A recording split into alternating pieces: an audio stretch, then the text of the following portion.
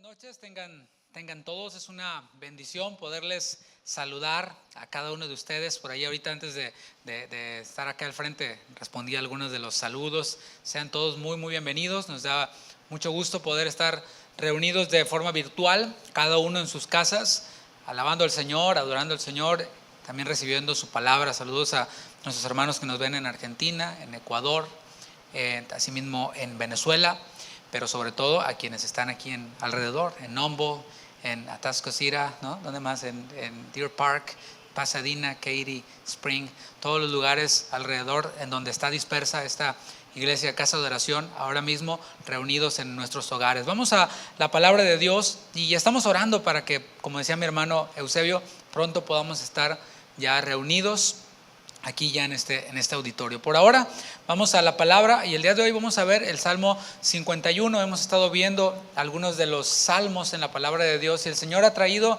a nuestra vida ánimo. El Señor trae a nuestras vidas la palabra precisa, la palabra necesaria, y hay tiempos, como dice la palabra, en los que somos exhortados, somos reprendidos, pero también somos consolados por medio de la palabra. Y en estos últimos tiempos hemos estado recibiendo el consuelo de Dios, hemos estado recibiendo también esa paz que nos trae el Señor y esa confianza que produce el confiar en sus promesas. Y vamos a ver el día de hoy el Salmo 51 y el próximo viernes vamos a ver el Salmo 32, que son dos salmos que van ahí conectados, van pegados por un mismo suceso. El tema del día de hoy, Salmo 51, el corazón humillado no será despreciado. El corazón humillado no será despreciado. Acompáñame a orar una vez más. Gracias, Señor, por tu palabra. Gracias porque nos permites ser expuestos a ella a través de estas redes sociales, a través de estos videos, de estas transmisiones que tú, Señor, en tu soberana gracia nos das y provees para ello. Gracias por cada uno de mis hermanos, porque podemos ser expuestos a tu palabra de esta manera. Habla a nuestro corazón y que sea, Señor, yo solamente un vaso de barro sobre el cual el tesoro de tu evangelio es puesto. Que seas tú hablando a nuestros corazones a través de este Salmo 51. En el nombre de Jesús. Amén. Amén. Cuando la Biblia habla de corazón, pocas veces se refiere al órgano que tenemos nosotros que bombea sangre, y pocas veces porque hay algunas veces en las que sí se refiere al órgano que está dentro de nuestro cuerpo. La palabra corazón en la Biblia, en el hebreo, es la palabra lev, y en el griego, que es otro de los lenguajes o idiomas en los que está escrito la Biblia, es la palabra cardia, de donde viene cardiología, cardiólogo, todo este asunto del corazón. Pero estas dos palabras, cuando se utilizan en la Biblia, más bien se refieren al fuero interno del hombre, se refieren a la personalidad del hombre, se refieren al centro de la conciencia, al carácter moral y al deseo del hombre, aquello por lo cual el hombre percibe y todo lo que el hombre desea. La Biblia, por cierto, también nos habla acerca de cómo es la condición de ese corazón humano, por supuesto, después de la caída. Antes de la caída, antes de que Adán y Eva pecaran, era otro asunto, pero después de la caída, en Jeremías capítulo 17, versículo 9, se nos describe la condición de este corazón del hombre, de la personalidad, del foro interno, del centro de la conciencia y todo esto que acabo de decir, tanto lev en el hebreo como cardia en el griego. Dice Jeremías 17:9, engañoso es el corazón más que todas las cosas y perverso, ¿quién lo conocerá?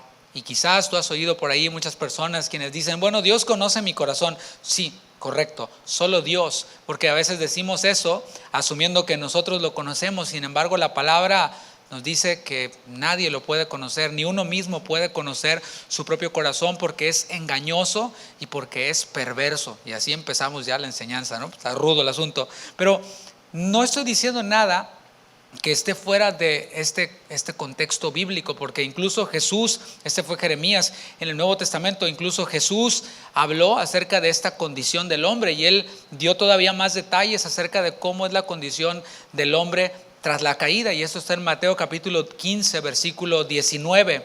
Mateo 15, 19, Jeremías dijo que es engañoso, que es perverso, y Jesús dice, porque del corazón, cardia en el griego, salen los malos pensamientos, los homicidios, los adulterios, las fornicaciones, los hurtos, los falsos testimonios, y las blasfemias. ¿Salen de dónde? De dentro, salen del corazón, de esa parte interna, de ese foro interno del hombre. Y aún, mis hermanos, las cosas buenas, las cosas nobles que el hombre caído haga, están contaminadas con esa perversidad de la que habla Jeremías y con esta maldad de la que habla el Señor Jesús. De hecho, Isaías 64:6 dice que todas nuestras justicias, todas nuestras buenas obras son como trapos sucios, como trapos de inmundicia. ¿Por qué? Porque están contaminados por el pecado. El corazón del hombre, mis hermanos, tiende a pelear por su independencia. Este corazón del hombre desea ser rey, desea ser Dios, desea enseñorearse de todo cuanto le sea posible. Y esa fue la situación del primer rey de Israel. El pueblo de Israel era gobernado directamente por Dios a través de los jueces, pero el pueblo de Israel deseó un rey al igual que las otras naciones. Quiso estar en onda, quiso estar a la moda y pidió un rey, y ellos eligieron a Saúl, que fue el primer rey de Israel. Por cierto, Saúl significa pedido por el pueblo, pedido por la gente, ¿no? Esto lo vemos en Primera de Samuel, capítulo 8. También se nos describe que Saúl era un hombre alto, era un hombre fuerte, musculoso, pero hubieron dos eventos que marcaron el reinado de Saúl y que lo descalificaron, por cierto. En Primero de Samuel, capítulo 13, no tienes que ir ahí, solo puedes anotarlo para que profundices más. Llevaba Saúl 2 años de reinado.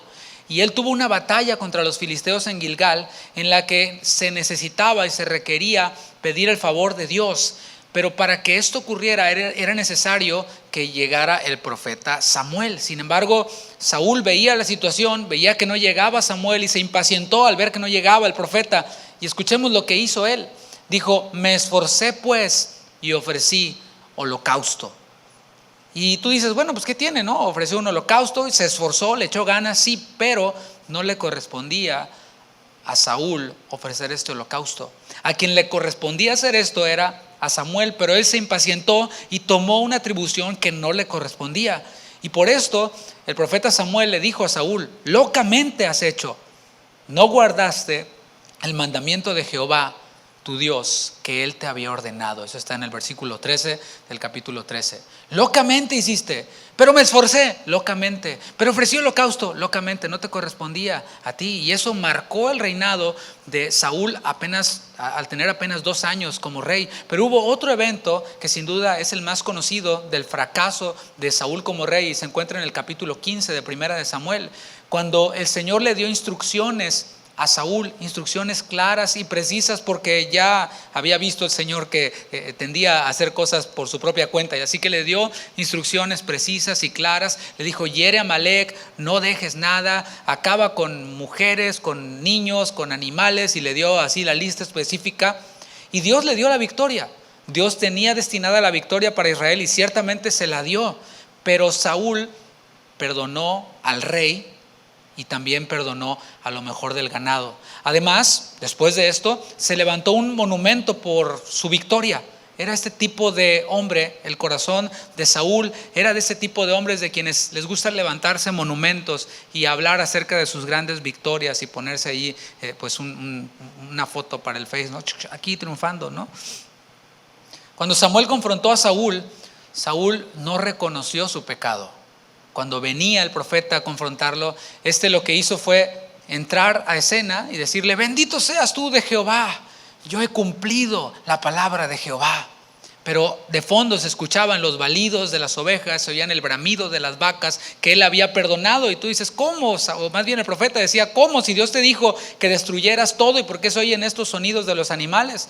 Bueno, pues lo que hizo Saúl fue culpar a otros de su desobediencia. Dios le había dicho a él que destruyera todo y él perdonó, pero perdonó lo mejor del ganado, perdonó al rey, pero le echó la culpa a otros por su desobediencia.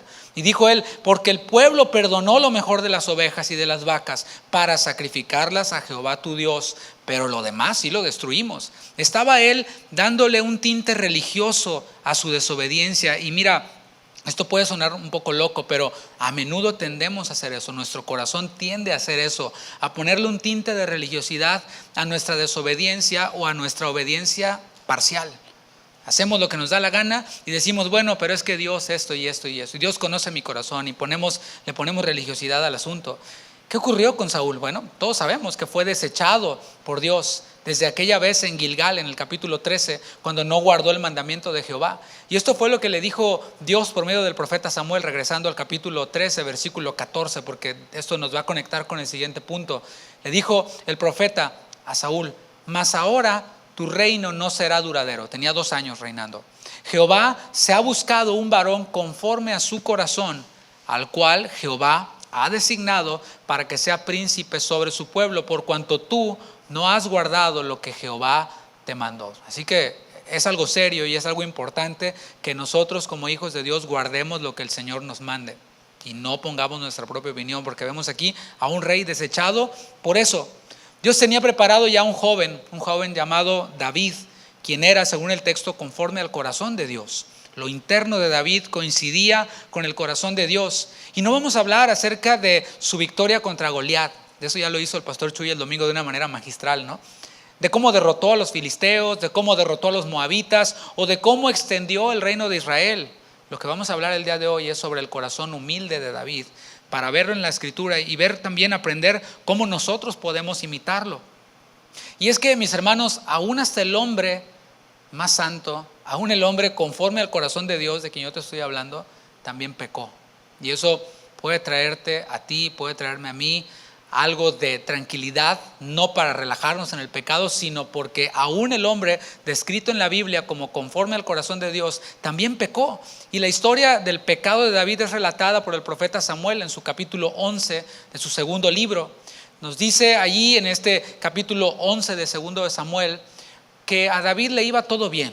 Todo iba bastante bien, había derrotado a los sirios, incluso los reyes vecinos hicieron la paz con Israel y le servían, pero la guerra continuaba, la guerra tenía que continuar. Y David, después de ver esta victoria y estos tiempos de paz, se relajó. Envió a su mano derecha a Joab a pelear las batallas y se quedó él en Jerusalén, tranquilo, a tomar unos días de descanso. Y mientras que David tomaba una siesta, vio a una hermosa mujer a través de su balcón que se bañaba. Así que David rápidamente mandó a investigar a todo su equipo de inteligencia que estaba allí en Jerusalén, mandó a investigar, a indagar sobre esta hermosa mujer que él había visto. La buscaron en Facebook, en Instagram, en TikTok, en todas las aplicaciones, y le llevaron el reporte. Le dijeron: se llama Betsabé, pero es casada, rey, su esposo es uno de tus soldados. Así que David dijo: no importa, tráiganla porque quiero conocerla. Y bueno, pasó lo que tenía que pasar, quedó embarazada.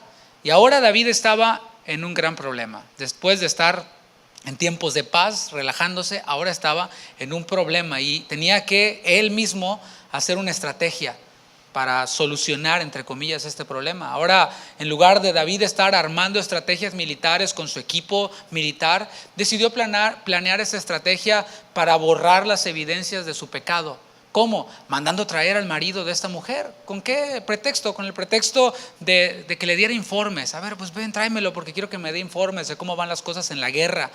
Así que después de que recibió los informes, yo creo que David ni lo estaba escuchando. No, sí.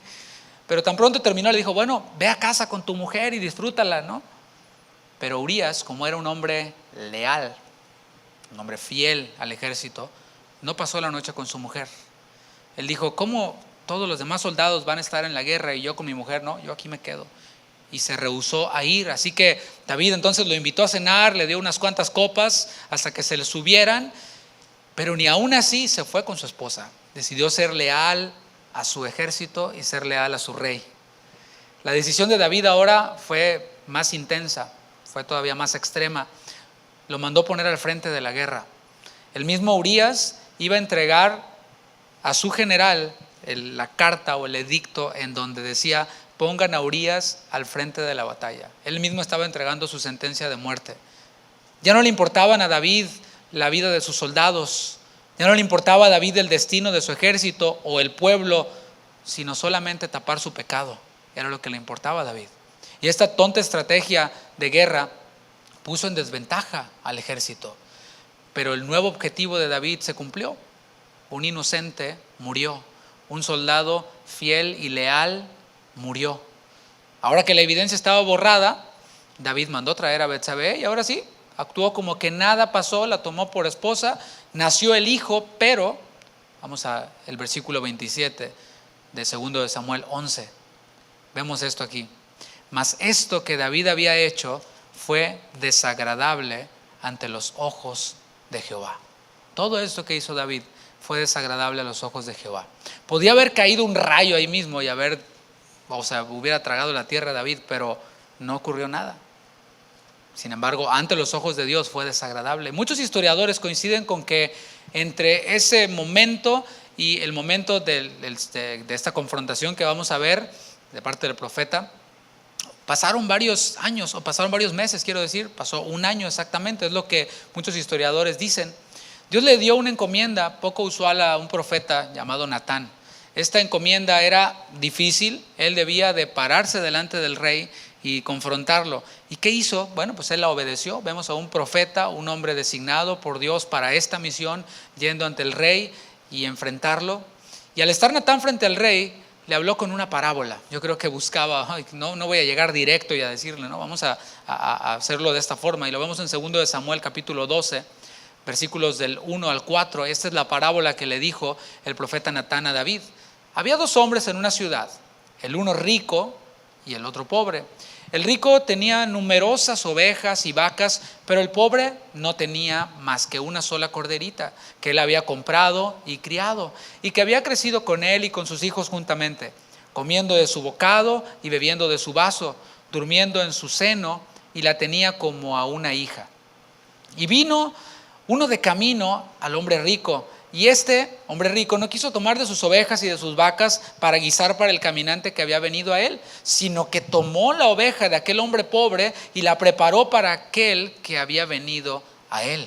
Después de escuchar esta parábola, el hombre, conforme al corazón de Dios, que había pecado y que había escondido su pecado por un año, encendió en ira y dijo, versículo 5, vive Jehová, que el que tal hizo es digno de muerte y debe pagar la cordera con 4 tantos porque hizo tal cosa y no tuvo misericordia.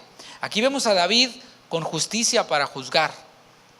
En nuestro contexto podríamos decir que David sacó su Biblia y leyó Éxodo 22:1. ¿Qué dice Éxodo 22:1? Cuando alguno hurtare buey u oveja y lo degollare o vendiere, por aquel buey pagará 5 bueyes y por aquella oveja 4 ovejas. Muy bien, David. Muy bien, muy bien. Eres bíblico, conoces cuáles son los procedimientos, tienes conocimiento de Éxodo 22:1, pero quizás esta escena que yo te estoy narrando, el profeta dando la parábola ante David, David juzgando, esta escena seguramente vino a la mente del Señor Jesús cuando dijo en algún momento, el capítulo 7 de Mateo, versículo 5, hipócrita, saca primero la viga de tu propio ojo y entonces verás para sacar la paja del ojo de tu hermano. Seguramente Jesús pensaba en esta escena de Natán confrontando a David y David emitiendo un juicio con una super viga en su ojo, ¿no? Entonces Natán le da la interpretación y la aplicación de la parábola de la cual le habló. Regresemos a 2 de Samuel capítulo 12, versículo 7, porque, bueno, sí, hay que leer la palabra, pero también hay que explicarla y hay que aplicarla. Y ahora Natán le va a dar la interpretación y la aplicación de la parábola que le dijo. Dice el versículo 7, entonces dijo Natán a David, tú eres aquel hombre. ¿Qué tal? Es una aplicación simple, ¿no? Así ha dicho Jehová, Dios de Israel, yo te ungí por rey sobre Israel y te libré de la mano de Saúl y te di la casa de tu Señor y las mujeres de tu Señor en tu seno. Además te di la casa de Israel y de Judá, y si esto fuera poco, te habría añadido mucho más. ¿Por qué pues tuviste en poco la palabra de Jehová, haciendo lo malo delante de sus ojos? A Urías Heteo heriste espada y tomaste por mujer a su mujer, y a él lo mataste con la espada de los hijos de Amón, por lo cual ahora no se apartará jamás de tu casa la espada, por cuanto me menospreciaste y tomaste la mujer de Urías Heteo para que fuese tu mujer. Mis hermanos, lo que hizo David fue pecado, y el pecado tiene una consecuencia que es incambiable. La paga del pecado es muerte. Es lo mismo.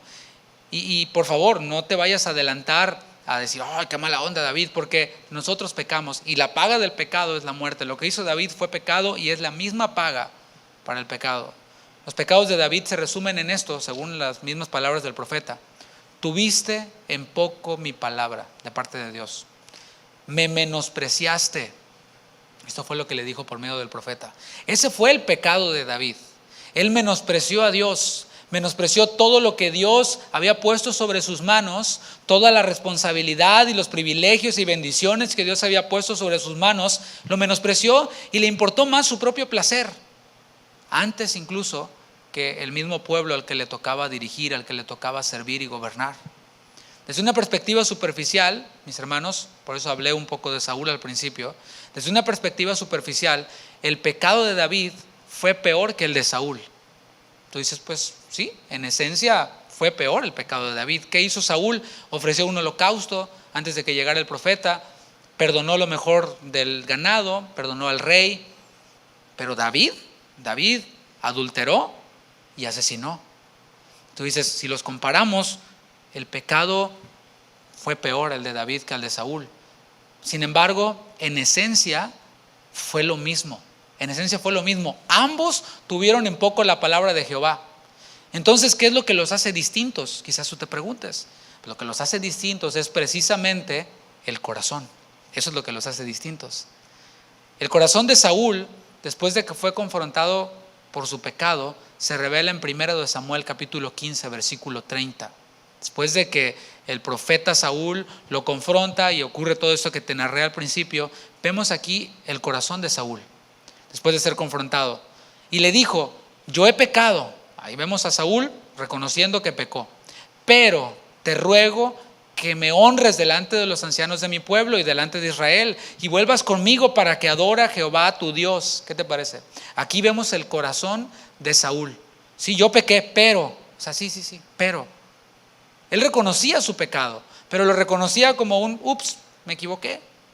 Sin embargo, no reconocía algo que David sí reconoció, y lo vamos a ver más adelante y también la próxima semana. No reconocía que había pecado contra Dios. Y eso es algo serio. Él no estaba dispuesto a humillarse. Al contrario, él buscaba que lo honraran delante de los hombres, delante del pueblo, que su dignidad como rey no fuera perdida. Eso es lo que le interesaba a Saúl. Ese es el corazón de Saúl. Pero por otro lado, el corazón de David, después de ser confrontado con su pecado, lo vemos en 2 Samuel capítulo 12, versículo 13. David no puso peros, no dijo absolutamente nada. Él simplemente reconoció humildemente su pecado. Dice 2 Samuel 12, 13. Entonces dijo David a Natán, pequé contra Jehová. Punto. No hay pero, no hay déjame orar, déjame hacer esto, déjame pensarlo, déjame tomarme un tiempo. No, pequé contra Jehová, punto, se acabó. Algo crucial para captar esta enseñanza es esto, mis hermanos. David era un rey, era de la realeza. Y los reyes, mis hermanos, podían hacer lo que quisieran y nadie podía decirles nada. Pero David hizo a un lado su corona y humildemente dijo, pequé contra Jehová. Ese es el contexto o la historia detrás del Salmo 51 que vamos a empezar a ver y del Salmo 32 que vamos a ver la próxima semana. David, mis hermanos, como dije, era rey. Y esto es clave porque ninguno de nosotros somos reyes. Ninguno de nosotros ahora mismo podemos decir que tenemos mayor dignidad que David, porque ninguno de nosotros somos reyes. Sin embargo, pocas veces estamos dispuestos a humillarnos así. Nos cuesta tanto humillarnos así. David no solo está reconociendo que pecó, él está confesando su pecado y esto lo vemos en el Salmo 51. Vamos a ver versículo 1. Ten piedad de mí, oh Dios, conforme a tu misericordia. Vamos a detenernos ahí. Esa palabra piedad proviene del hebreo hanán y significa benevolencia, significa favor. Y aquí, mis hermanos, empezamos a ver el corazón de David. David era un guerrero, era un salmista, compositor de cantos, inventor de instrumentos, pero además era un osado, era un aventado. ¿Por qué? Porque a pesar de haber pecado, está pidiéndole a Dios un favor. Repito, está pidiéndole a Dios un favor. ¿Cuál es este favor? Ten piedad de mí, sé benevolente conmigo. Saúl decía, hónrame delante del pueblo. Sí pequé, pero hónrame delante del pueblo. David decía, Señor, hazme un favor, sé benevolente conmigo y sé misericordioso conmigo. Él apelaba a su misericordia, decía, conforme a tu misericordia. Y esa palabra misericordia nos habla del amor constante de Dios, de la bondad de Dios, de la gracia de Dios. Señor, yo sé que tú eres bondadoso, sé que tú eres misericordioso, clemente, lento para la ira, grande en misericordia. Por tanto, apelo a eso y te pido que tengas piedad de mí, que me hagas un favor y tengas piedad de mí. Le continúa diciendo, conforme a la multitud de tus piedades, borra mis rebeliones. Bueno, a estas alturas, David ya se dio cuenta de que no sirvió de nada lo que él pudo cubrir tras matar a Urías. Él planeó toda una estrategia, creía que había hecho el crimen perfecto, había pasado ya un año, pero no sirvió de nada. Dios lo evidenció, tal y como evidenció a Saúl. Y es que, mis hermanos, solo Dios es quien puede borrar nuestras rebeliones. Nosotros no tenemos esa capacidad. Por más que ocultemos nuestro verdadero corazón, por más que ocultemos nuestras intenciones, por más que les pongamos tintes religiosos, Dios se encarga de exponerlas y solo Él puede borrarlas. Y David dice, nos llama la atención esto, borra mis rebeliones. O sea, Él se atribuye su pecado. Él no culpa a nadie más, así como lo hizo Saúl. Y a menudo muchos lo hacen. No, si yo pequé, pero tú también. No, yo hice esto, pero tú.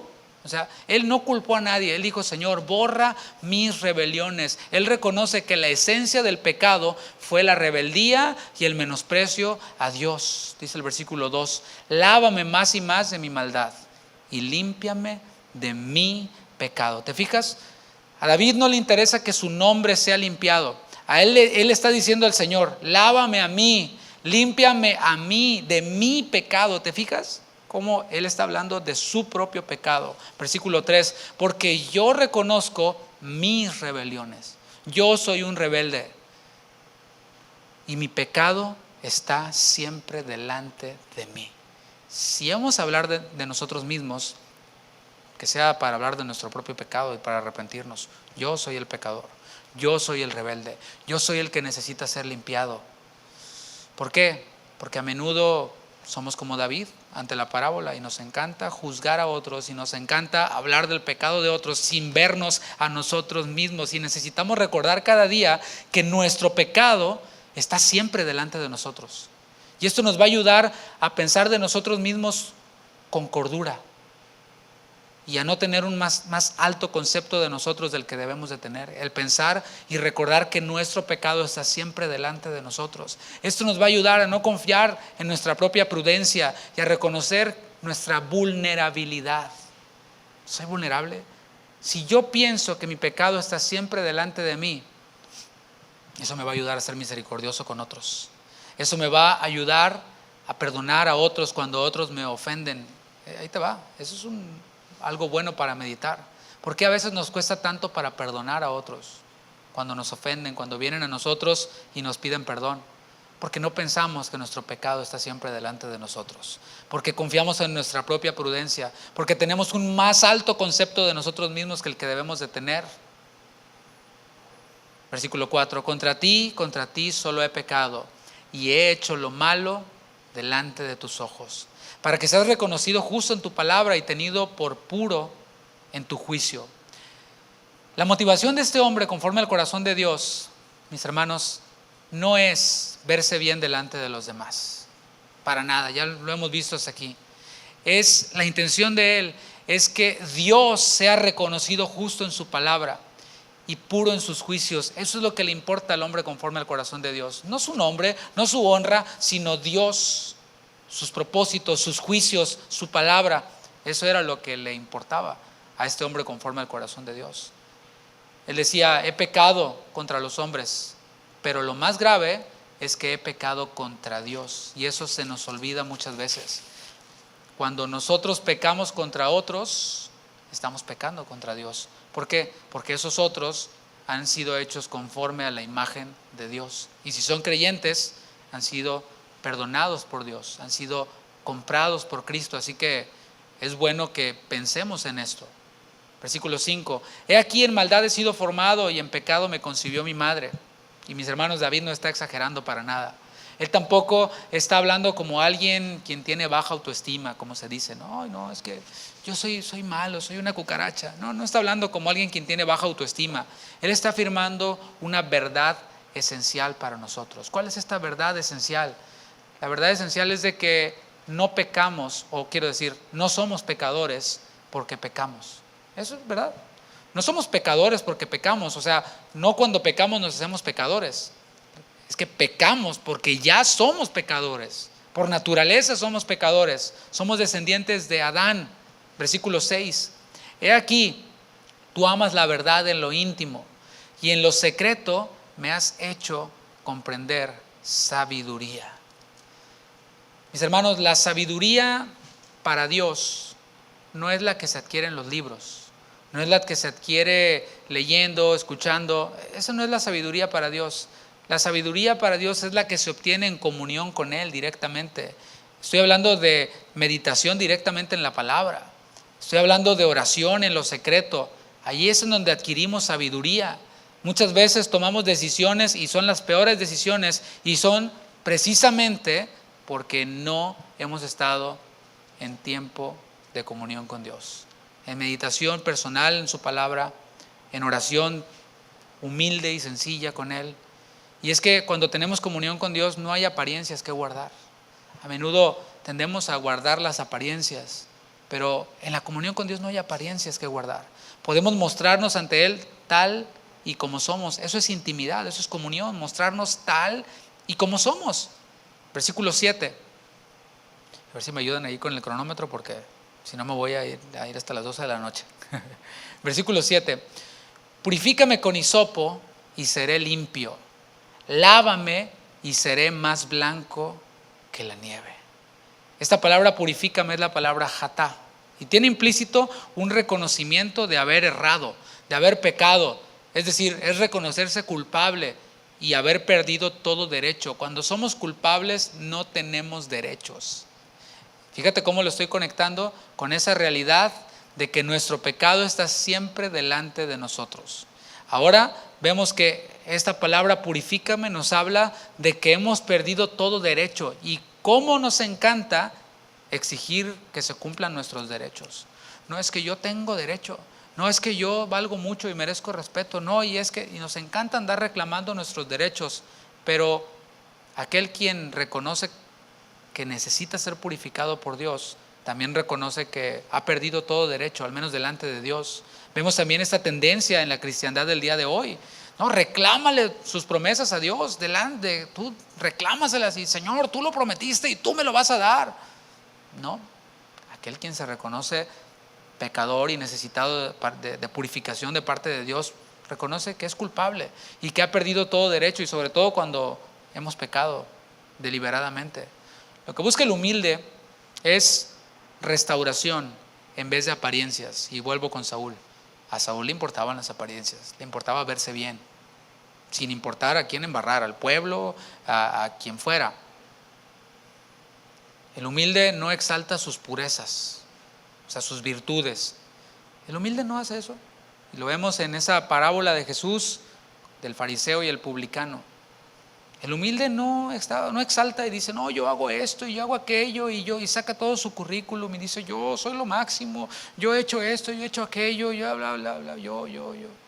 No, el humilde baja su mirada y dice, sé propicio a mi pecador. Él se reconoce impuro y reconoce que necesita ser purificado. Reconoce que cuando es Dios quien limpia, venimos a ser más blancos que la nieve. Cuando yo me limpio, quedo medio sucio. Pero cuando Dios me limpia, soy más blanco que la nieve. Y es lo que dice Isaías capítulo 1, versículo 18, haciendo este llamado.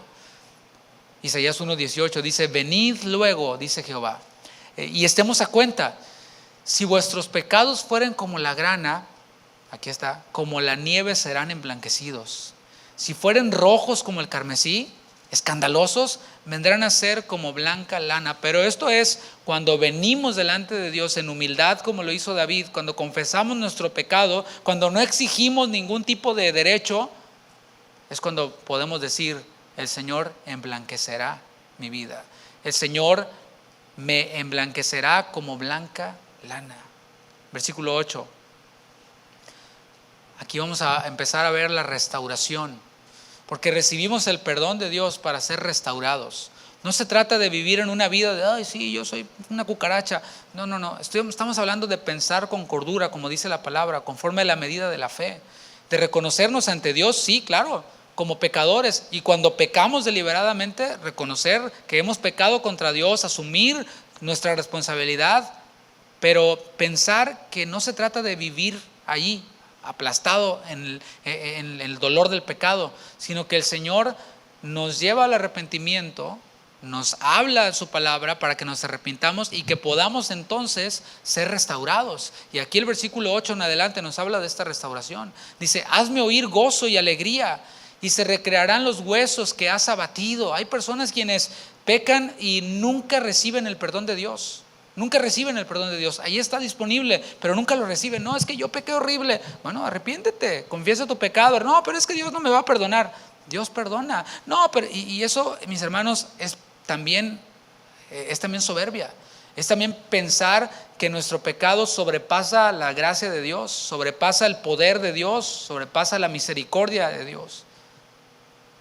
Dice: hazme oír gozo y alegría, y se recrearán los huesos que has abatido. Lo que el humilde espera no es quitarse la culpa. Tenemos que tener eso bien claro, entender muy bien eso, porque cuando alguien peca y lo cachan, o sea, lo cachan y entonces tiene que reconocer su pecado porque lo agarraron infraganti, le empieza a consumir la culpa, le empieza a consumir el remordimiento, le preocupa demasiado lo que piensen los demás quienes se enteraron de su pecado. Y debemos de identificar esto y distinguirlo, porque también aquel quien ha pecado y lo han descubierto en el pecado, tiene amargura en su corazón, tiene ansiedad y tiene ese dolor que es natural por el pecado. El humilde, por otro lado, espera ser restaurado. ¿Y qué quiero decir cuando hablo de restauración? Es precisamente lo que dice el versículo 8, es gozo y es alegría. Aquel quien ha sido perdonado recibe el gozo y recibe la alegría que perdió a causa del pecado. Cuando nosotros estamos en buena comunión con Dios, y no digo que no pequemos, porque todo el tiempo pecamos, nuestro pecado está siempre delante de nosotros, pero cuando hemos estado en comunión con Dios y hemos estado poniéndonos a cuentas con Él y diciéndole: Señor, escudriñame, perdóname, y estamos constantemente arrepintiéndonos delante de Él, humillándonos delante de Él, podemos experimentar ese gozo, podemos experimentar esa alegría que nos da el recibir el perdón de Dios. Pero por otro lado, cuando tenemos pecado oculto, por otro lado, cuando nuestro corazón no es expuesto delante de Dios, sino que es disfrazado como que es bonito y es bueno y mis intenciones son buenas, etcétera, lo que experimentamos es todo lo contrario. Es amargura, es ansiedad, es remordimiento, es culpa. Y es también esa actitud de, como la tuvo David en su momento, de juzgar a los demás, de ser más justos que Dios, de no sacar nuestra viga y estar tratando de buscar pajas por todos lados. Versículo 9: esconde tu rostro de mis pecados y borra todas mis rebeliones. Estoy hablando de restauración, y restauración es volver algo a su estado original. El corazón humillado, mis hermanos, anhela que sus pecados y sus maldades sean borradas de la memoria de Dios. Eso es lo que anhela.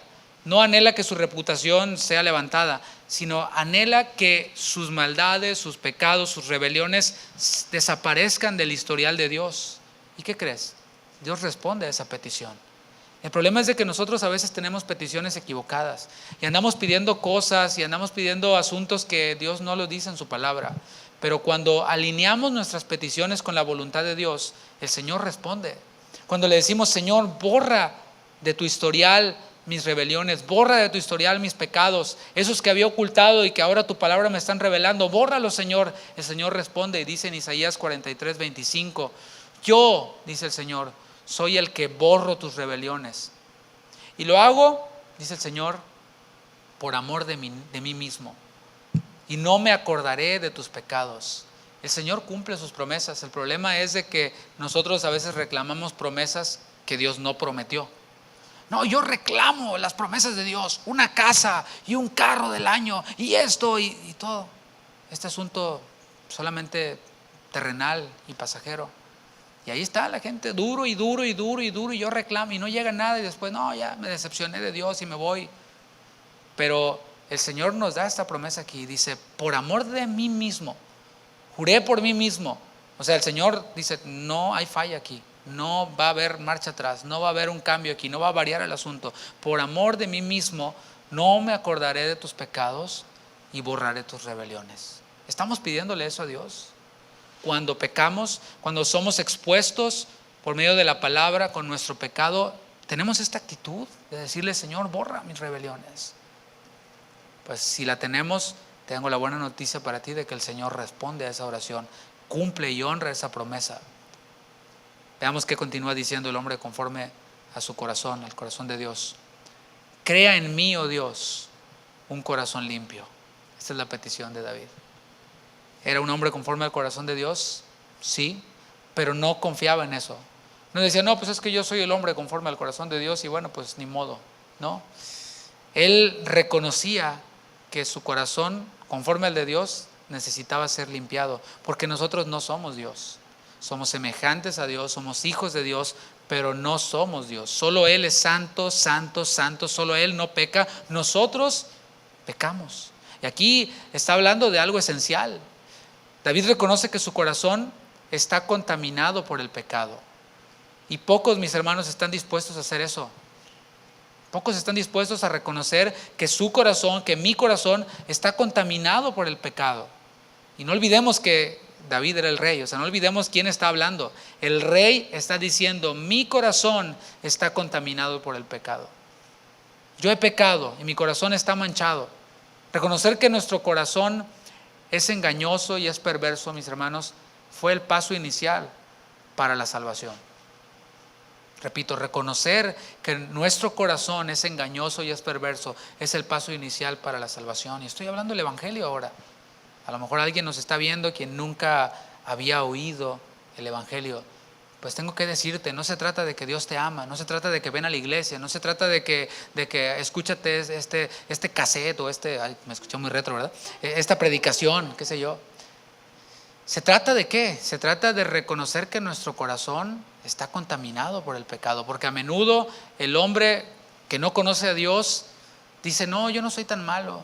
No, mira, yo hago esto y hago esto y hago esto y hago esto, como que por nuestras obras vamos a obtener la salvación o ya la tenemos, pero necesitamos reconocer, o necesitas reconocer, tú quien no eres salvo, que tu corazón es engañoso, que tu corazón es perverso, que no hay nada bueno en ti, pero hay todo bueno en Jesús, todo bueno en Él, y Él dio su vida, pagó por tu pecado, para que tú, si crees, puedas ser salvo.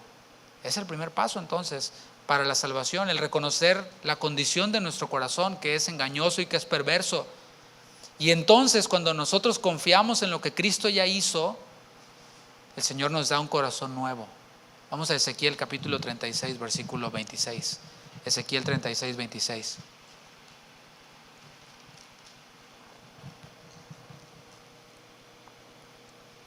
Os daré corazón nuevo y pondré espíritu nuevo dentro de vosotros.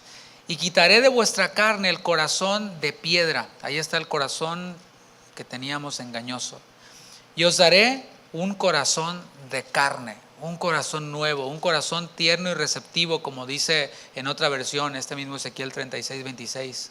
Pero mis hermanos, una vez que hemos sido salvos, tenemos que reconocer algo. Este corazón tierno y receptivo puede ensuciarse nuevamente.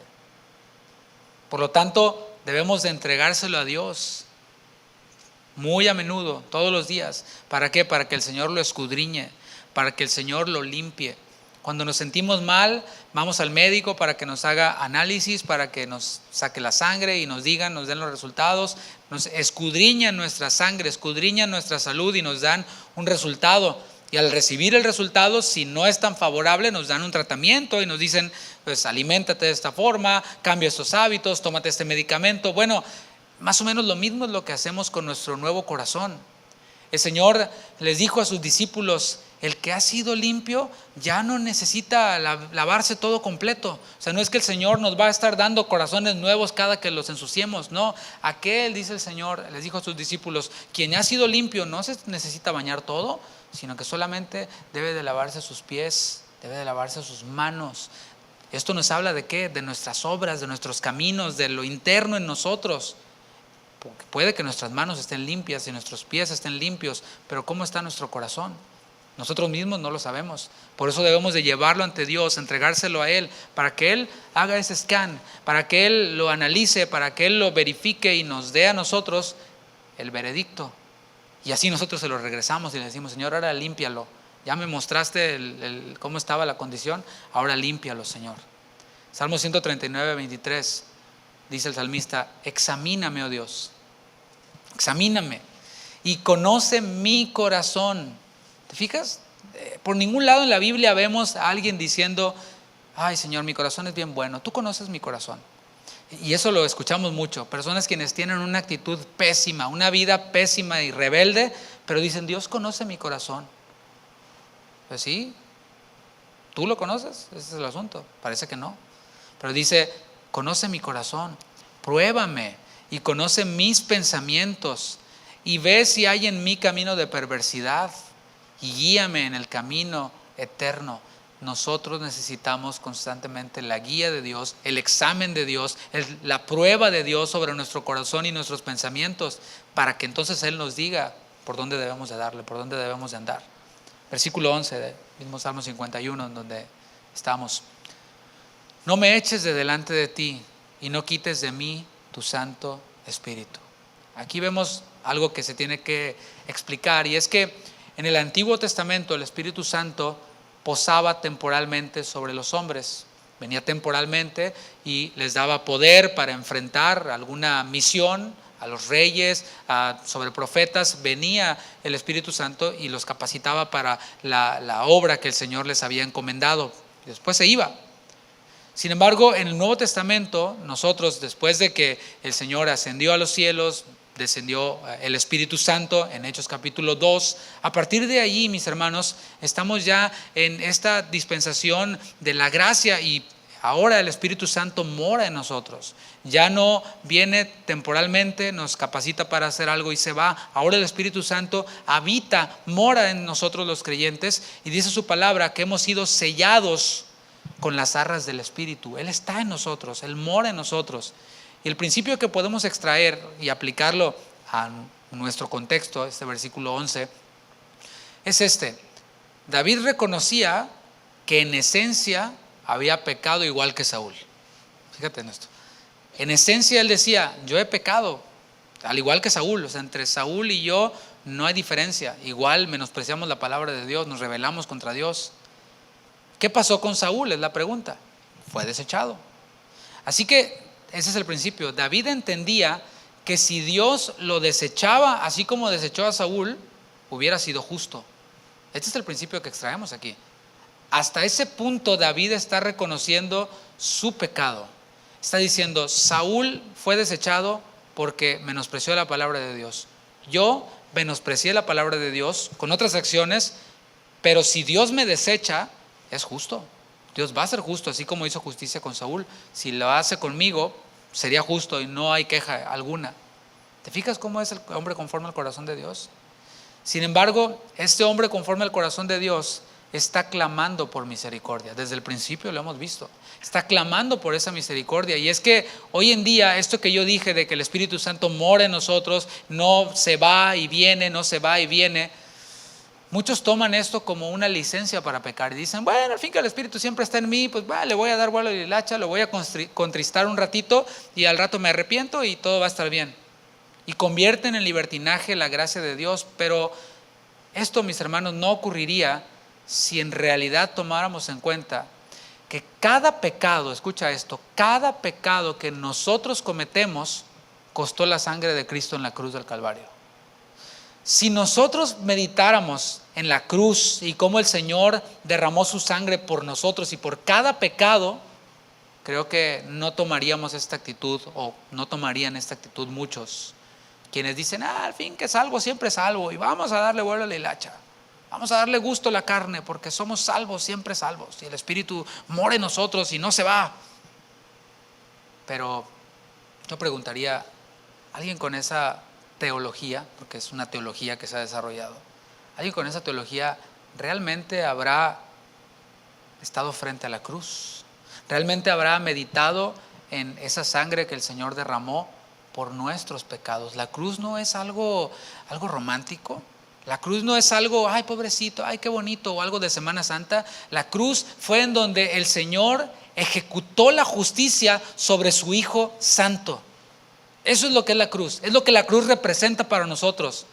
Por eso en la palabra habla de muchos quienes hacen vana la cruz de Cristo, quienes la menosprecian, quienes no la toman en cuenta y le dan vuelo a la hilacha. Convierten la gracia de Dios en libertinaje. Por eso yo pregunto, ¿realmente habrán estado ante la cruz? ¿Realmente considerarán que cada pecado que nosotros cometemos le costó a Jesús sangre derramada? Si así fuera, clamaríamos por misericordia, así como lo hizo David. Versículo 12. Vuélveme el gozo de tu salvación y espíritu noble me sustente. El énfasis que está haciendo aquí, que vamos a ampliar un poquito la próxima semana en el Salmo 32, el énfasis aquí es que el pecado corta la comunión con Dios. Dice, vuélveme el gozo de tu salvación. No dice, vuélveme la salvación, sino vuélveme el gozo de tu salvación. Porque es que cuando nosotros pecamos y estamos en pecado, porque una cosa es pecar, nos arrepentimos, y otra cosa es pecar y hacernos sordos, ¿no? Oídos sordos, y justificarnos y culpar a otros y tener esta actitud de Saúl o la actitud de David, borrar nuestras evidencias, escondernos y hacerle como que todo está bien. Cuando estamos en esa condición, mis hermanos, la comunión con Dios se corta, la comunión con Dios se interrumpe. No estoy hablando de que la salvación se pierda, estoy hablando de que la comunión con Dios se interrumpe y se corta. ¿Y qué ocurre cuando no estamos en comunión correcta con Dios? ¿Qué ocurre? No tenemos guía. No tenemos guía divina, no sabemos para dónde vamos. ¿Y esto qué produce en el creyente? Ausencia de gozo. Por eso hay tantos cristianos amargados. Por eso hay tantos cristianos implacables, quienes rápido juzgan el pecado de los demás, y cuando pecan contra ellos y les piden perdón, dicen, pues no, porque yo soy muy digno, porque esto y aquello. Por eso, porque hay pecado oculto, porque carecen de la guía divina, no están siendo guiados por Dios, sino por sus propios pensamientos, por sus propios razonamientos y por sus propios juicios, por su propia justicia.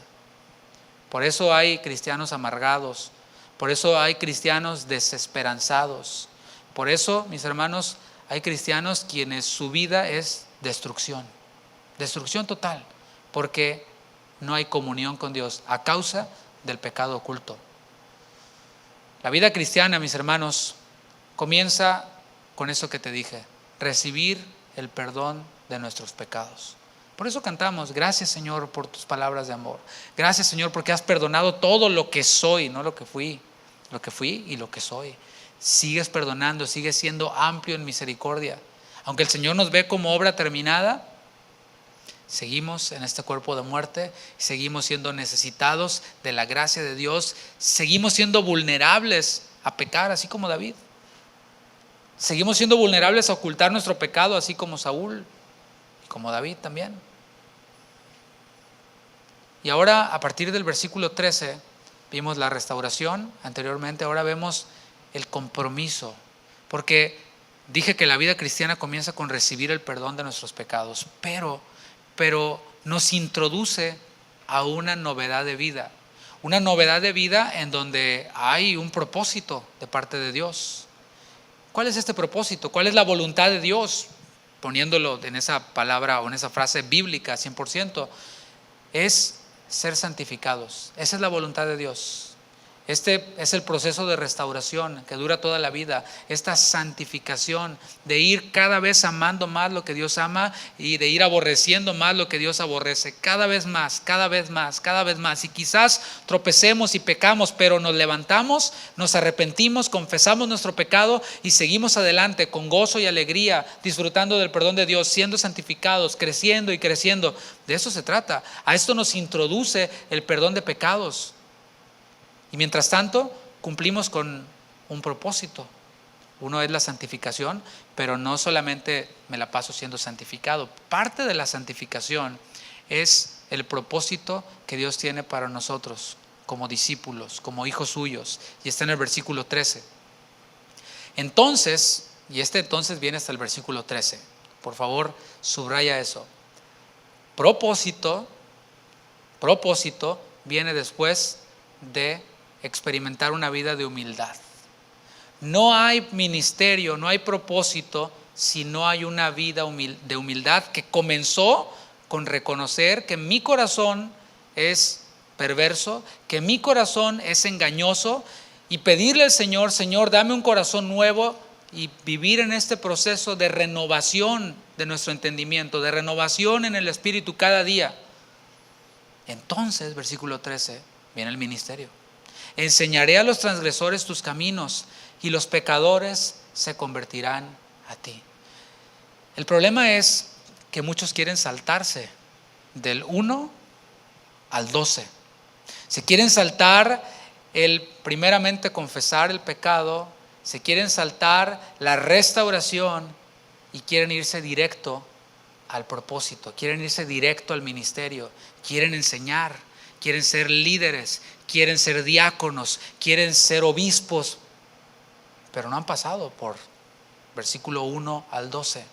Por lo tanto, no hay humildad. Si no hay nuevo nacimiento, ahí te encargo.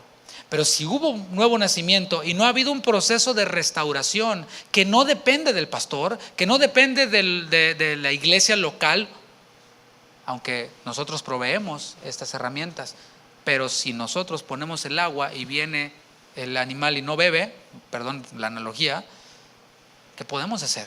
Ese proceso de restauración es responsabilidad de cada uno de nosotros. Ese proceso de restauración es entonces el que nos lleva a cumplir el propósito. Versículo 13. Entonces enseñaré a los transgresores tus caminos, y los pecadores se convertirán a ti. Conversión a Dios. No podemos guiar a donde nosotros no hemos ido. Líder, muchos están en contra de esa palabra. No, esa palabra no es bíblica. Pues no es bíblica. Pero Trinidad tampoco está en la Biblia. Y hay otras palabras que no están en la Biblia. Pero líder, en inglés, a lo mejor porque no hablan inglés, por eso no están en contra. Lead es guiar. Es como teacher, el que enseña, el enseñador. Lead, el guiador. No podemos aspirar al liderazgo y decir que somos líderes si no hemos ido primero nosotros allí, o si no estamos yendo nosotros allí. No sé si me estoy comunicando. El propósito que vemos aquí en el versículo 13 es el mismo propósito que el Señor nos dio en la Gran Comisión. Es ir y hacer discípulos, enseñándoles todas las cosas que Él nos ha enseñado. Eso es el ministerio. Ese es el propósito para el cual el Señor nos perdona tras haber confesado nuestro pecado, nos restaura, es para ir y hacer discípulos. Y mira, nadie mejor para enseñar sobre el perdón que alguien quien ya ha sido perdonado y quien sigue siendo perdonado, que vive en esa esfera del amor y del perdón de Dios. Nadie mejor. O sea, es como si yo me pongo a vender partes mecánicas. O sea, por favor, muy apenas les sé abrir al hood del carro, muy apenas les sé echar gasolina. Pero aquel quien vive en la esfera de la mecánica y de las piezas y está al tanto, y saludos a mi hermano Jonathan, por cierto, y quienes sabe de este asunto, como él o como Moy, que también le sabe las transmisiones, y tenemos varios hermanos aquí quienes le saben. Bueno, ellos saben, ellos pueden enseñar, pero por favor, imagínate, me empiezo a publicar curso de mecánica automotriz con David Guevara. Mi esposa es la única que está aquí, si no toda la iglesia se reiría. Pero nadie puede enseñar mejor acerca del perdón que quien vive en la esfera del perdón, quien ha sido perdonado primeramente. Versículo 14. Líbrame de homicidios, oh Dios, Dios de mi salvación. Cantará mi lengua tu justicia. Y es que el de corazón humilde reconoce lo que hablaba al principio David, donde decía: mi pecado está siempre delante de mí. El de corazón humilde reconoce que es vulnerable a recaer. Es vulnerable a recaer. Por eso reconoce que su alma tiene que estar apegada al Señor. Nosotros no tenemos comunión con Dios o un devocional por cumplir algo. Porque bueno, pues ahí nos dicen, ¿verdad? Que hay que hacer el devocional y que hay que escuchar y hay que tomar notas. No hay que. Lo hacemos porque nuestro trabajo como iglesia es contribuir para tu gozo. Por eso lo hacemos. Pero si no quieres gozo, bueno, adelante. Nada más que vas a andar sin guía, vas a estar amargado, vas a estar en destrucción como lo estuvo David mientras que cayó, mientras que ocultó su pecado. Pero el corazón humilde reconoce que como es vulnerable a recaer, sí, el Señor me levantó, pero puedo volver a caer, por eso se aferra a Dios. Por eso no hace nomás este devocional que les enviamos a todos y que se toman notas aquí hablando de iglesia local, sino que hace ese y otro y todos los que se paren por enfrente. Y no pierde tiempo ahí en las trivialidades de Facebook y ya tienen una licenciatura en coronavirus, sino que invierten su tiempo en estarse llenando de la palabra, estar oyendo la palabra, oyendo predicaciones, leyendo libros, leyendo artículos, buscando estar aferrados a Dios, porque si yo me suelto, reconozco que soy vulnerable. El problema es de que muchos no lo reconocen. Dicen, no, yo puedo, así todo el día sin orar, todo el día sin leer la Biblia, ni el versículo del día, yo así le echo ganas y así quiero enseñar a los transgresores los caminos de Dios. Así quiero hacer el ministerio, y así me siento con la capacidad de juzgar al pastor, a Eusebio, a los líderes. ¿Ustedes qué? ¿Tú qué? Pero el de corazón humilde reconoce que es vulnerable a recaer. 1 Corintios 10:12, te lo leo en la traducción lenguaje actual. Este versículo que conocemos, el que cree estar firme, mire que no caiga. Pero fíjate cómo dice la traducción lenguaje actual.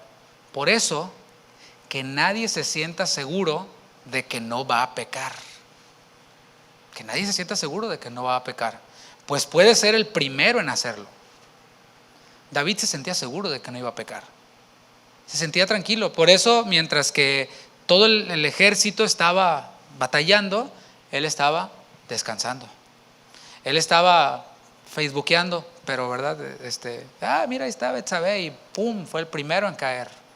Porque confió quizás en yo soy el hombre conforme al corazón de Dios y pues yo le he echado ganas, me merezco unas vacaciones. No se te ocurra tomarte vacaciones del Señor ni cuarentenas del Señor, porque así te va a andar yendo. Versículo 15. Señor, abre mis labios y publicará mi boca tu alabanza. Aquí seguimos viendo este corazón humilde de David. ¿Por qué? Porque él se compromete con el Señor y le dice, Señor, cuando tú me purifiques, cuando tú me limpies, cuando tú me restaures, voy a servirte, voy a enseñar a los transgresores tus caminos, pero no les voy a enseñar con mi capacidad, no les voy a enseñar con mi elocuencia o con mi sabiduría, sino necesito que tú, Señor, quien me limpia, quien me purifica, quien me santifica, que tú seas quien abra mis labios y que publique no mi rollo, sino tu alabanza. Porque el de corazón humilde no solo se compromete con el Señor a enseñar a los transgresores sus caminos, sino que también se compromete a depender de Él. Dependeré de ti, Señor, en todo lo que haga. Esa ha sido nuestra oración en estos 2 años que tenemos. Ha sido nuestra oración el permanecer enseñando a los transgresores sus caminos, pero no con nuestra propia prudencia, no con nuestra propia sabiduría, sino con las mismas palabras de Dios. Por eso tenemos tanto cuidado de lo que enseñamos, por eso vamos versículo a versículo, dejando que sea la Biblia la que hable, dejando que sea la palabra la que podamos nosotros interpretar y aplicar a nuestra vida, sin andar con asuntos de que no, que ahora vamos a darle por este asunto de alabanza profética, de quién sabe qué, y con este otro asunto. No, la palabra, nada más la palabra. Que sea el Señor quien abra nuestros labios, que su alabanza sea publicada, porque si yo digo mis testimonios, si yo digo mis opiniones, puede que me gane su admiración. Que órale, wow, no, pues sí. Pero si yo hablo la palabra, ¿qué mérito hay en mí? Estoy publicando las alabanzas de Dios. Él es el exaltado. Qué buena palabra, pues es la de Él, porque nada más leímos todo el Salmo 51, así completo. Es Él quien abre nuestros labios para que publiquemos, dice, sus alabanzas, pero podemos hablar desde el contexto de Jesús las buenas nuevas de salvación, el evangelio que necesitan escuchar los transgresores. Versículo 16, porque no quieres sacrificio, que yo lo daría. No quieres holocausto. ¿Verdad que cobra todo el sentido ahora, después de conocer la historia de Saúl? David tiene presente ese episodio que todos conocían, cuando Samuel confrontó a Saúl, después de que Saúl desobedeció a Dios. Él lo tiene muy presente. Vamos a recordarlo en 1 Samuel 15:22. Saúl había perdonado al rey, había perdonado lo mejor del ganado, culpaba al pueblo de que el pueblo lo había perdonado, pero con una intención de ofrecerlo en holocausto. Desobediencia y adoración combinadas. O sea, es algo que nomás no, son polos opuestos, ¿no? Porque oración y adoración son humildad y obediencia. Pero lo demás es religión. Lo demás es algo hueco, algo abominable ante Dios. Dice el versículo 22 de 1 Samuel 15. Y Samuel dijo: ¿se complace Jehová tanto en los holocaustos y víctimas? ¿Se complace Jehová tanto en tus diezmos, mi hermanito? En lo que tú puedas hacer para Dios, en lo que tú puedas servir con ese corazón amargado y con ese pecado oculto en tu corazón. ¿Tú crees que a Dios le agrada eso? Por eso dice la palabra: hermanos, os ruego por las misericordias de Dios, Romanos 12:2, que presenten sus cuerpos en sacrificio vivo, agradable a Dios, que es vuestro culto racional, es adoración inteligente. No se conformen en este siglo, no se dejen llevar por los conceptos de este mundo, en donde tú vales mucho, en donde tú eres un campeón y la iglesia te necesita y Dios te necesita, te anda buscando, porque ¿quién como tú? Y a tu nombre, gloria, ¿verdad? ¿Se complace Jehová tanto en los holocaustos y víctimas como en que se obedezca a las palabras de Jehová? ¿Tú qué crees que eso es lo que a Dios le importa más? ¿Cosas que podamos hacer para Él o una vida de obediencia? Fíjate que estoy diciendo, no obediencia. No, pues ya hice esto, no, ya hice que no, es una vida de obediencia. Vivir para obedecer. Jesús decía: mi comida es que se haga la voluntad del Padre que está en los cielos. Así de importante es obedecer a Dios para mí, como la comida. Ciertamente, el obedecer es mejor que los sacrificios. Sacrificios, no, pero mira, es lo mejor del ganado. No, pero mira, es todo lo que yo puedo hacer para Dios. Hay algo mejor que eso. ¿Tú crees que hay algo mejor que todo lo que yo puedo hacer para Dios? Que todo lo que yo sé, que todo lo que yo toco, que todo lo que yo canto, que todo lo que yo, etcétera. Sí, hay algo mejor. Obedecer. Ah, sí, qué chiste. Obedecer, no. Mejor ponemos muchos sacrificios en el altar. No, obedecer es mejor. Y prestar atención es mejor que la grosura de los carneros. Es mejor. La pregunta aquí ¿es malo ofrecer sacrificios? ¿Es malo? Hablando en el contexto de ellos. Porque Dios mismo había requerido sacrificios. Vimos que hay todo un libro llamado Levítico que les hablaba y les enseñaba a ellos acerca de sacrificios. Pero todos esos sacrificios, incluso hechos con la metodología correcta, viniendo de un corazón soberbio, siendo ofrecidos por un corazón soberbio que ignora la palabra del Señor y que busca hacerse monumentos como Saúl, son vistos de esta forma, versículo 23. Porque como pecado de adivinación es la rebelión. O sea, tú y Walter Mercado, igual. Un adivino, un brujo, eres igual. Y como ídolos e idolatría, la obstinación. Por cuanto tú desechaste la palabra de Jehová, Él también te ha desechado para que no seas rey. Yo creo que no sobra que diga que no impresionamos a Dios con nuestros logros. Con todos los monumentos que podamos tener, no lo impresionamos. O con lo que podamos hacer para Él, tampoco lo impresionamos. Esto David lo conocía muy bien. Es lo que venía a la mente de David cuando decía: porque no quieres sacrificio, que yo lo daría. Acuérdate, David era el rey. ¿Tú crees que David no tenía para dar el mejor animal, el animal más gordo y con más grasa y todo? Claro que tenía. Eso y más. Por eso dice: yo lo daría, y no está exagerando. No quieres holocausto, dice el Señor, quieres obediencia. Versículo 17. Los sacrificios de Dios son el espíritu quebrantado. Y David se revoluciona hasta el Nuevo Testamento, estando en el Antiguo Testamento.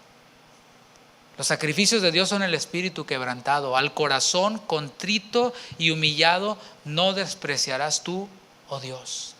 Y aquí vemos claramente lo que a Dios le interesa. No le interesa nuestros rollos, le interesa una vida quebrantada. Eso es lo que contrito significa. Es la palabra shabar. Significa romper, significa destrozar, significa despedazar, significa aplastar, significa triturar.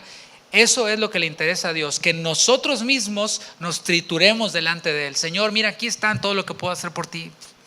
Pablo decía, todo eso lo tengo por basura con el fin de ganar a Cristo. Pablo tenía recursos para servir en la iglesia, pero no se trajo esos recursos a su iglesia o a la iglesia de Jerusalén o de Antioquía. No. Él dijo, ciertamente dejo todo lo que está atrás. Una cosa hago, me extiendo a la meta, me extiendo a Cristo y dejo que sea Él obrando en mi vida. Lo mismo, eso es un corazón contrito, eso es una vida quebrantada, una vida despedazada, triturada. ¿Qué triturado anda exigiendo derechos? A Dios le interesa un corazón contrito. Quebrantado es shabar, contrito es nifal en hebreo. Y es similar, es estar molido. Nos transmite la idea de estar dolidos por haber pecado. Yo te pregunto, ¿te dueles por tu pecado? No voy a decir pecas porque todos pecamos. El asunto es el corazón. ¿Nos dolemos por nuestro pecado? ¿O vamos muy directo a decir, el tal pague con 4 tantos? La pregunta aquí es, ¿nos dolemos por nuestro propio pecado? ¿Nos sentimos molidos por nuestro propio pecado? ¿Consideramos nuestro pecado como que es una ofensa directamente contra Dios? Y el texto nos dice que Dios no desprecia al corazón humillado. Pero lo contrario, ¿qué es? Dios desprecia al que no se humilla. Dios desprecia al que no confiesa su pecado. Dios desprecia a aquel que no se deja restaurar. Dios desprecia a aquel que no ve la necesidad de enseñar a los transgresores sus caminos, pero con los pasos anteriores. Al que ve su propio pecado antes de ver el de otros. Ese es el corazón humillado a quien Dios no desprecia. Al que reconoce su pecado, al que confiesa su pecado, al que busca restauración. No dice, ay, pues no han venido a restaurarme. No, es el que busca la restauración para entonces servir a Dios. Entonces servir a Dios. Ese es el corazón humillado al que Dios no desprecia. Versículo 18, haz bien con tu benevolencia a Sión, edifica los muros de Jerusalén. Entonces, otra vez aparece esa palabra, te agradarán los sacrificios de justicia. Viste, no habían sido anulados los sacrificios. El holocausto u ofrenda del todo quemada. Entonces ofrecerán becerros sobre tu altar. Y es que el corazón humillado no se percibe solo. Te fijas que aquí ya está hablando, haz bien con tu benevolencia a Sión, edifica los muros de Jerusalén. Está hablando el corazón humilde para quien es natural estar en comunidad. Y no una comunidad de religiosos soberbios que ofrecen sacrificios y que esperan que les hagan monumentos por lo que hacen, por su desobediencia. De aquellos quienes confían en su propia prudencia y buscan hacer su propia voluntad. No. Busca estar en una comunidad de otros pecadores perdonados también por el Señor. De otros pecadores quienes están dispuestos a ofrecer sacrificios de justicia. No su justicia, sino la justicia de Dios. Esto es genuino servicio a Dios. Y eso es lo que el corazón humilde, esos son a quienes el corazón humilde busca adherirse, busca estar en comunidad con ellos. Dice el Salmo 33:1, alegraos, oh justos, en Jehová. Escucha esto, en los íntegros es hermosa la alabanza. La alabanza, el servicio, toda ofrenda es hermosa ante el Señor de aquellos quienes son justos, han sido justificados y buscan la justicia de Dios y buscan estar en comunión con Él. Para concluir, mis hermanos, creo que esta enseñanza ha sido una de confrontación para nosotros. Por eso decía al principio, el Señor ha hablado en nuestra vida, trayendo esperanza, trayendo paz, pero no podemos quedarnos allí todo el tiempo. Necesitamos también ser confrontados con nuestro pecado. Y esto le aplica a cualquiera porque todos somos pecadores, ¿verdad? Y cuando nosotros hacemos una introspección, podemos, y a lo mejor lo has estado haciendo ya durante la enseñanza, reconocer nuestro pecado. Es decir, sí, lo había estado escondiendo, pero ahora el Señor lo está evidenciando.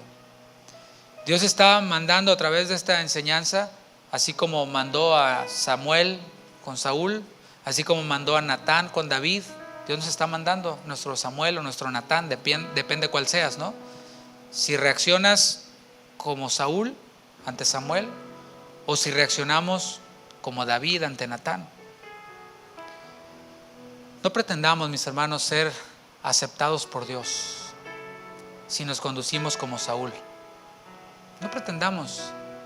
Quizás nos ganemos la honra del pueblo por un tiempo, porque fue lo que ocurrió con Saúl. Le dijo Samuel: ok, está bien.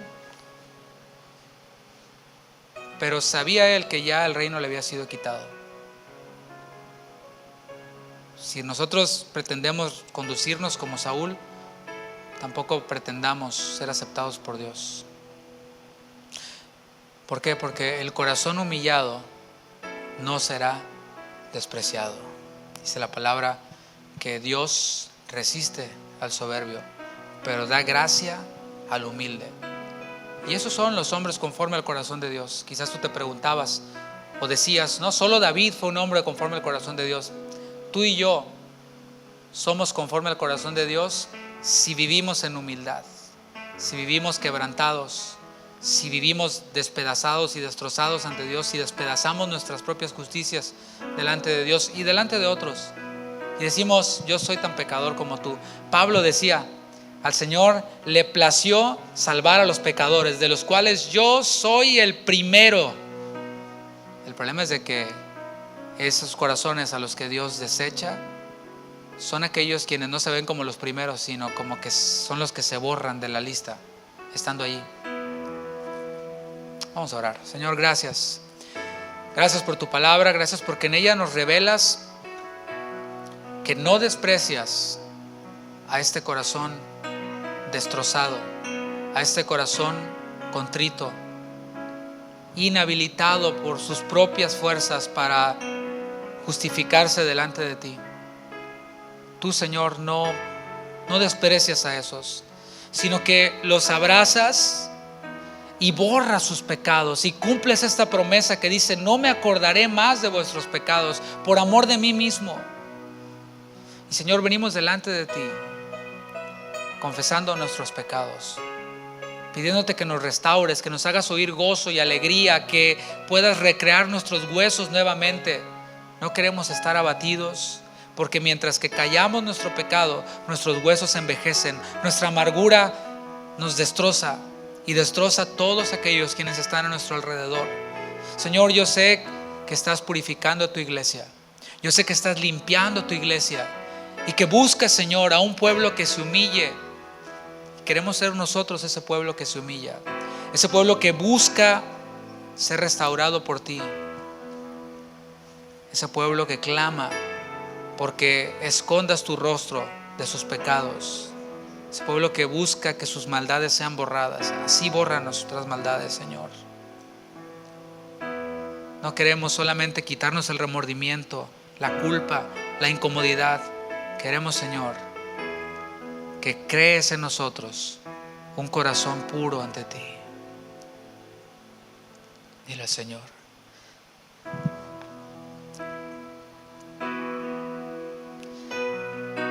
Cámbiame conforme a tu palabra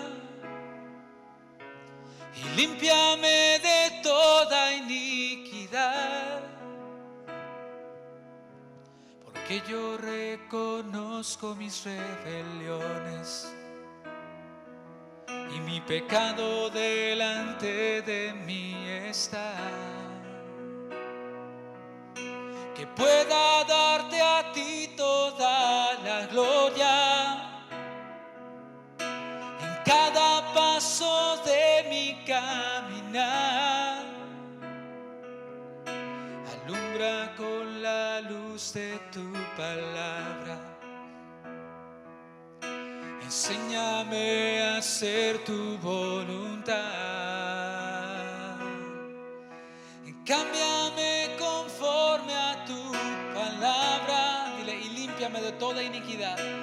límpiame de toda iniquidad,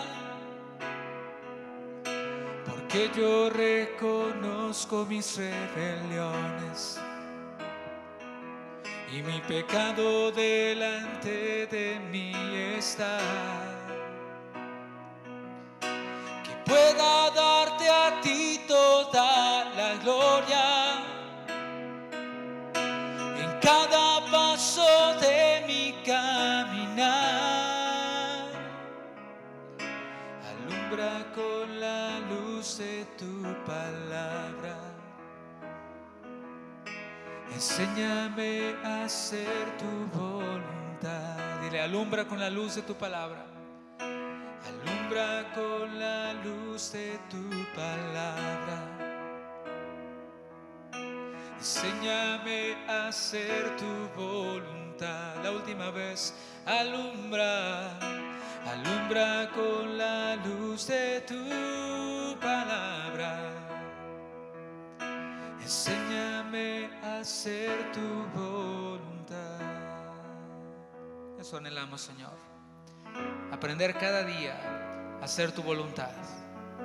Ser restaurados por ti, ser purificados por ti, para cumplir así la misión que tienes para tu iglesia y nosotros como parte de ella.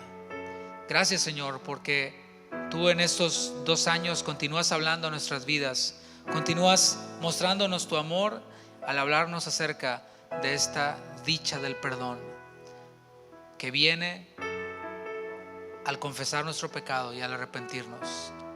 Gracias por recordarnos que tú no desprecias al corazón humillado. Gracias, Señor, por tu palabra. En el nombre de Jesús.